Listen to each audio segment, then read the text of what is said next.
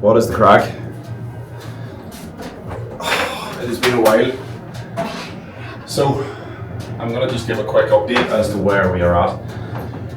I am currently sitting in a sauna in Fermanagh.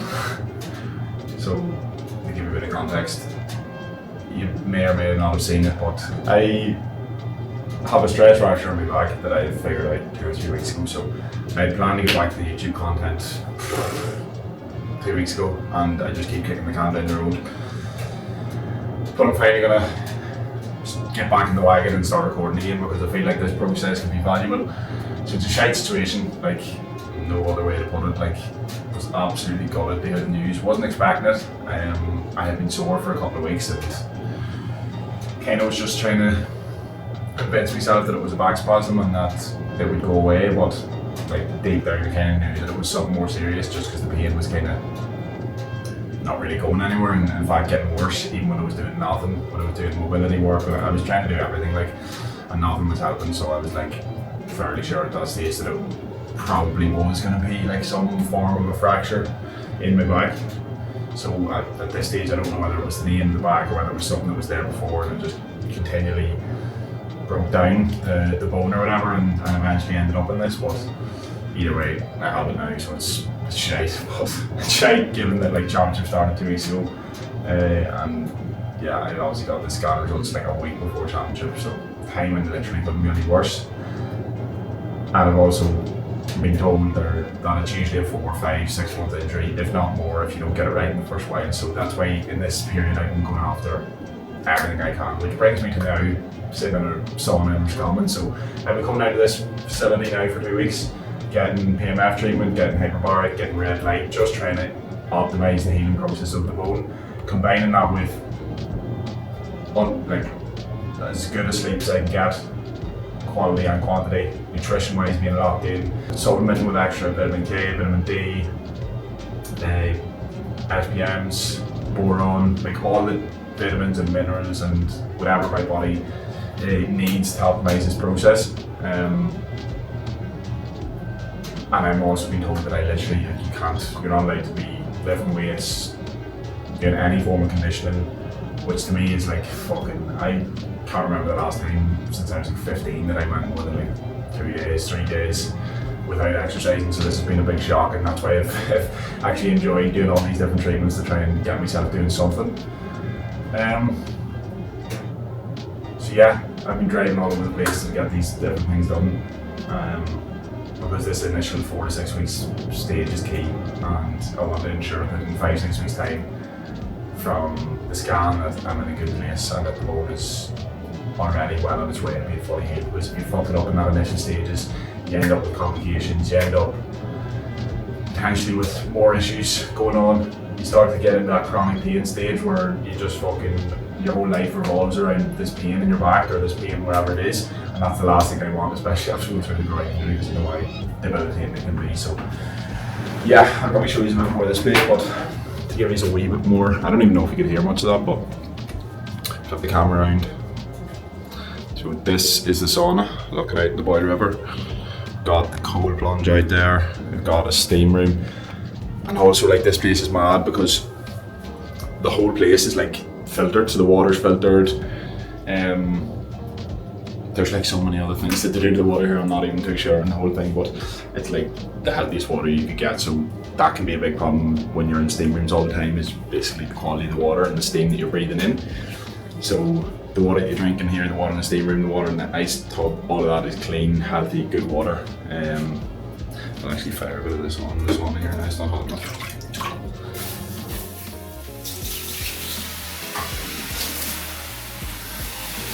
Burn the light by my hand. But yeah, so spend a lot of time in here, spend a lot of money as well at the same time, an absolute fortune, but yeah, it's needed and it'll be worthwhile hopefully over the next couple of months. So yeah, I'll show you a bit more after.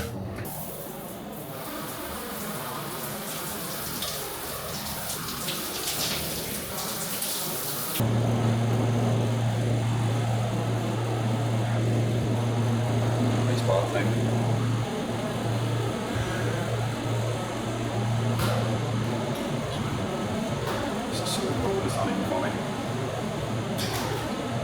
my god. It's not even right.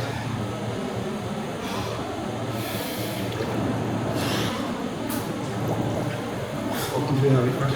Overflowing. So we did 25 minutes and that's all. And then there's 2 to 3 minutes in here max. Dip the head once or twice. Back into the sauna, back into the cold, and I'll leave it for there. There's not many things more powerful than the sauna and ice plunge combo with the sauna and the sea. As long as it's cold enough. If it's not cold enough, then we can quite get the same head. We are back in the kitchen. We've never been in the kitchen together, but quick insight. So rice, beef, avocado, salt over the top. So hard to beat. And then I'll probably just eat this on its own, the veg, before I get stuck into this, because yeah, I don't think it really complements the meal much, but it just has to be put in.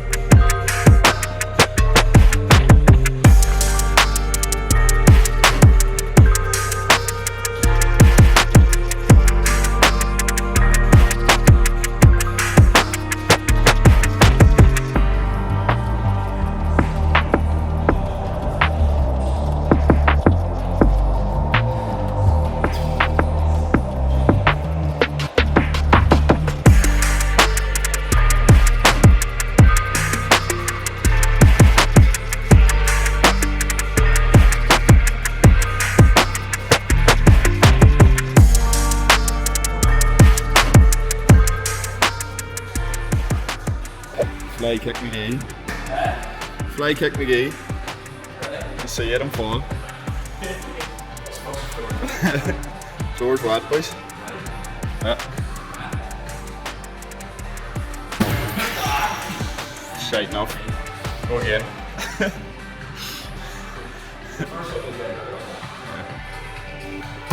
That was decent. That was decent. You knocked me clean out of that, like. Hey? You're about 4'5".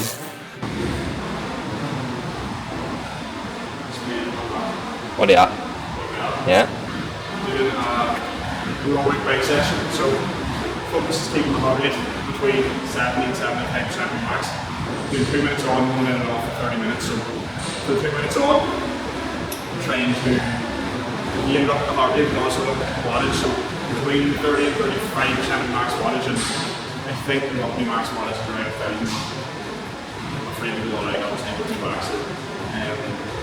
Yeah, between the wattage and the heart rate, it's keeping me right. So on the 1 minute off, I'm just jumping off, so I just doesn't be back. I'm only 7 minutes for over 30 minutes. So yeah, I've already done the session, so it's talking.